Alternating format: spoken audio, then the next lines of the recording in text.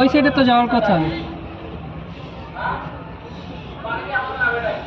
দেখি দেখি আমাদের সদস্যরা। হ্যাঁ এদিকে হচ্ছে মনি ভাই, আমরা এখন কেবল কেন আছে থেমে আছে, আবার আমরা ব্যাক চলে যাবো স্ট্যান্ডে। অনেক ভালো লাগতেছে এরপর আমরা ওই যে ওইখানে কি ওটার নাম জানো? ওইটা হচ্ছে সুইমিং পুল।